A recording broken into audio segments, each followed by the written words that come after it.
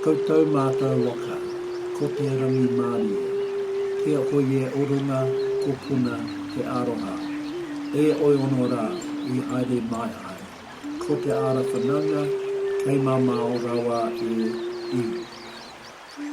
Here we all are, in the waka of peace, all rowing on the same path together.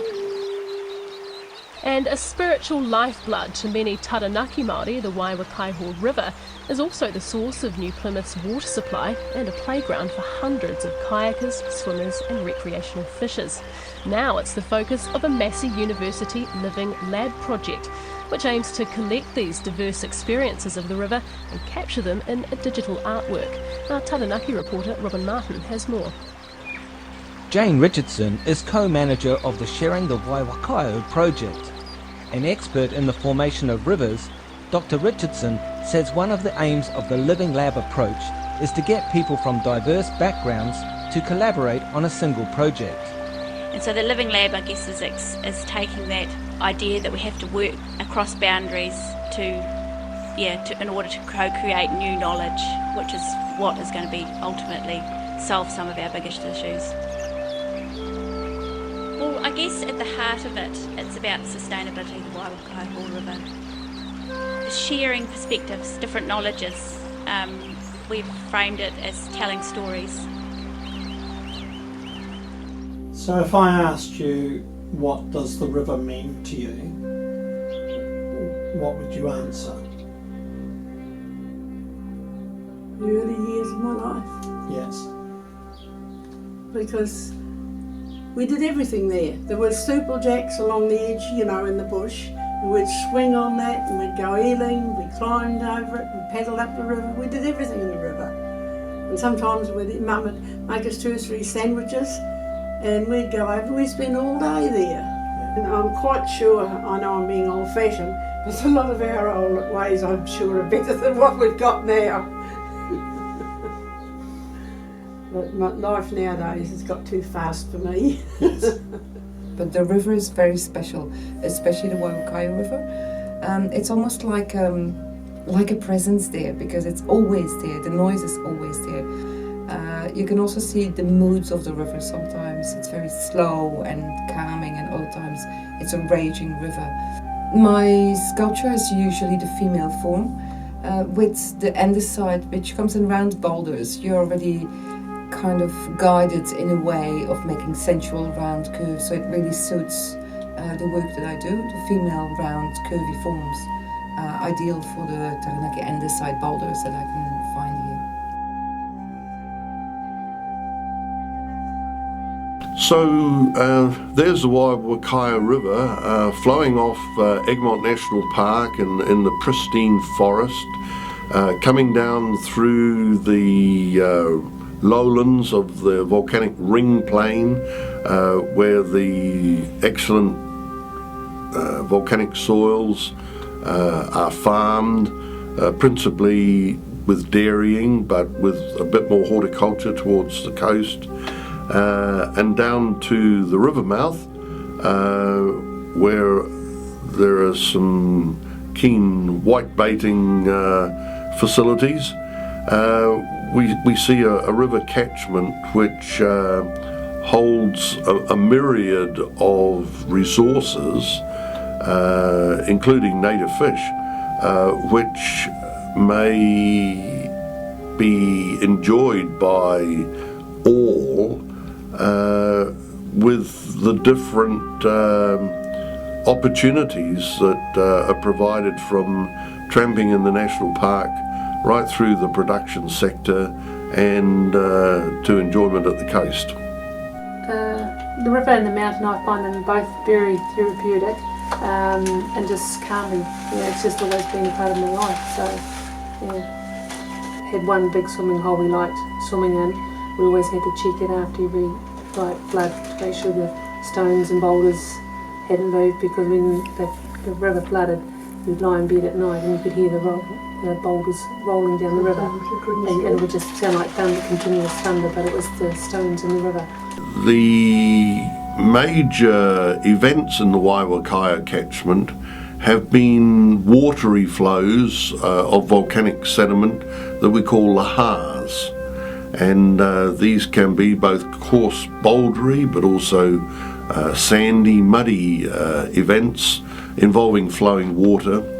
And they have occurred successively down the Waiwhakaiho catchment. Well, there is of course the issue that should lahars be generated in the Waiwhakaiho catchment at any stage in the future, the fact that New Plymouth obtains its water supply from this catchment downstream of the highway and into Lake Mangamahoe would mean that this supply would need to be cut off immediately. And although one would be lucky to have the storage facility of the lake for a set period of time, the quality of any water coming down that catchment would be severely degraded for quite a long period of time, and this would not be easy to contend with if we had prolonged volcanic activity.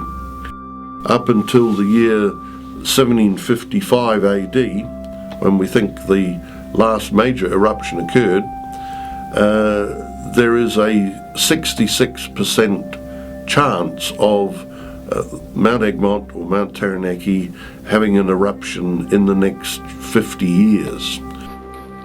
My responsibilities at the Regional Council are to deliver good science so that we have an evidence base for the policies and for the interventions that the Council delivers on behalf of its regional community.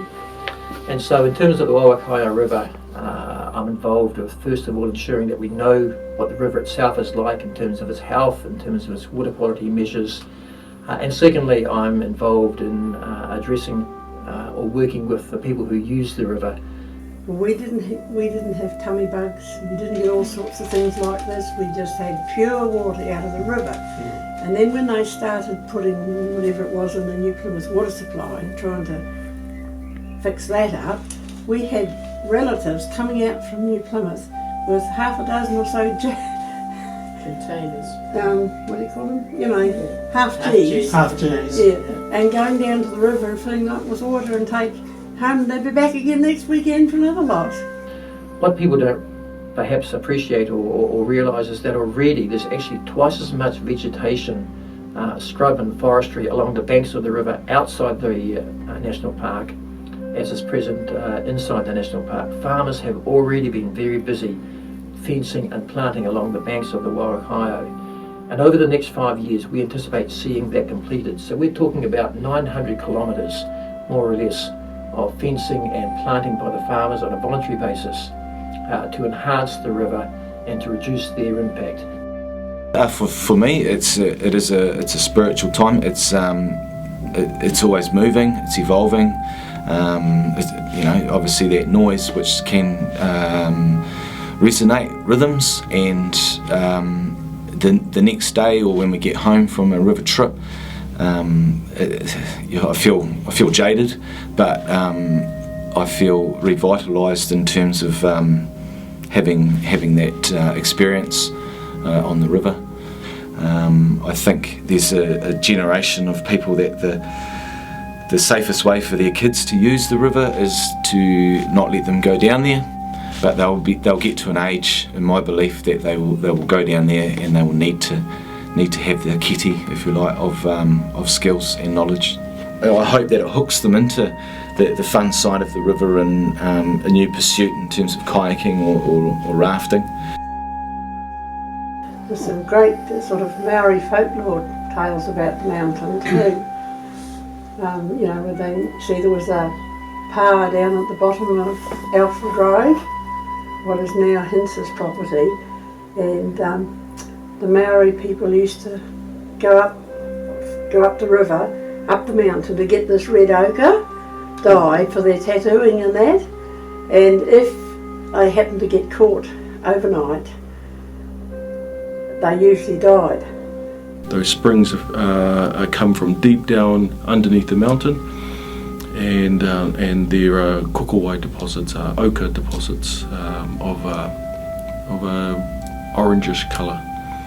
and so it's an indication, I suppose, that the water is coming from deep down underneath the mountain and is springing forth, and from that source then that connects the mountain right through the land, down through the land, and right down to the ocean.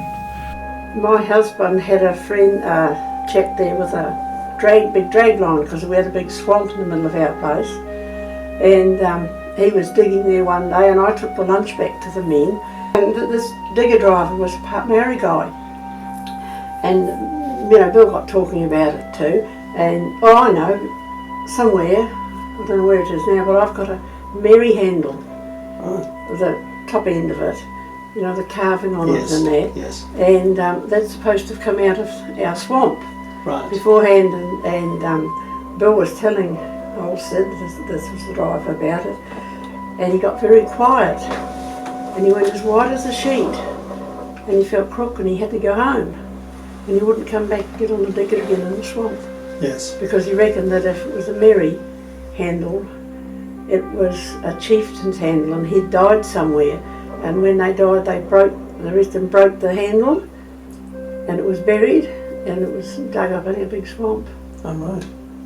Interestingly enough, the one real problem area we still have left with the river isn't the farmland, isn't as it flows through New Plymouth, but it's as it approaches the beach, where we have huge flocks of seagulls and ducks and a scattering of pukekos and so on, who enjoy it. That's what they're designed for. The downside is they actually have quite an effect upon the river quality. And so whereas at the top of the city we have a great swimming spot which basically complies with New Zealand standards 100% of the time, by the time it hits the beach and the birds have done what birds do, we're talking about a very low level of compliance. So the question is, do we shoot the birds, do we stop feeding the birds, or do we enjoy what nature provides and understand that we have to coexist with what nature's providing us with? I'm actually a very lucky person to live on the Waiwhakaiho River where I live.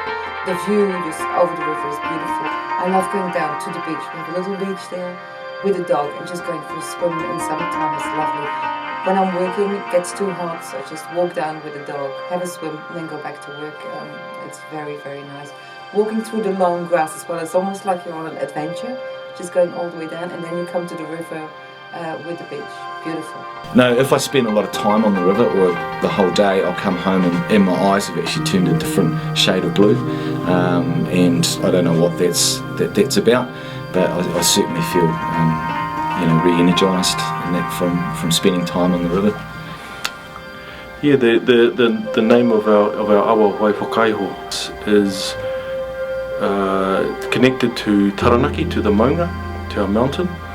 And Waiwhakaiho basically means the water that creates the umbilical cord, and so it is a representation of the umbilical cord from Taranaki through to the ocean. Iho means the last part of the name is iho, which is the umbilical cord, and so it has that real connotation of connectedness. And that is the way our ancestors saw the mountain. When we're talking about the river, we're actually talking about our mountain as well. So the water, wai, whaka, to make happen, iho, to make umbilical cord, the umbilical cord. The ancient roads are rivers and the ocean, te ara moana, the pathways of the water basically. And so water, effectively, where there's water, there will be food. Well, I hope the future for our people is a return and a strengthening of our relationships with our whenua, our relationships with our responsibilities as a community, and not just for Māori, but as an entire community, that we start to see the true essence of the amazing resource that we have. In our maunga, in its umbilical cord, and in what's embodied within that river, it's an amazing resource that we need to look after. In every aspect, we need to look after it. it will feed us forever if we do that. I ngā manga i ngā reo, i ngā rauranga tira mā, me maumahara, me kaitiaki i te wai, i te Waiwhakaiho, mo ake tonu atu. Nō reira, kei te mihi kia koutou katoa.